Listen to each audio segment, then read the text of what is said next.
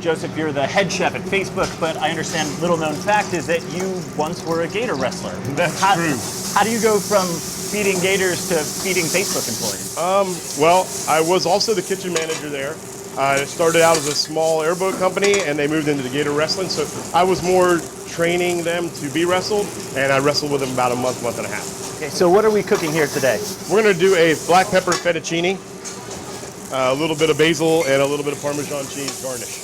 From these ingredients to the stuff that make it in your menu, how do you go about picking a menu and picking your ingredients? So what we do is we do a daily changing menu. We don't cycle menus. All the ingredients are organic, no steroids, no GMOs, no antibiotics. A lot of the times it's picked by the customer. So they'll come up to me and say, I want an all chocolate menu as kind of a challenge, or I'm from China and this is my grandmother's stir-fry pepper beef recipe, and I'll build a whole menu around it.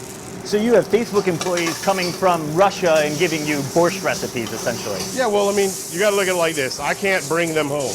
We're an international company, but I can bring home here, if that makes any sense. So I know that you were at Google at one point, and you were one of the top chefs over there, and there's a little bit of a rivalry. How is the culture different here at Facebook? I think that we're a little more received here than we were there.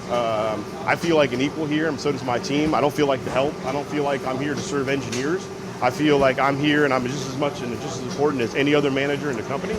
I think it's a lot more open what we do here and transparent between departments. You know, it's fantasy camp if you want my opinion. It really is. I mean, everything here seems like it's a restaurant, except you guys are operating at a much larger scale. Can you give me an idea about how many people you feed on the daily? We'll do about 12 to 100, 1,300 lunches today, just here, and then they'll do, you know, the service down to Cafe 6. I think the difference is a lot of restaurants do really good food. And I think a lot of big corporations do a lot of volume food.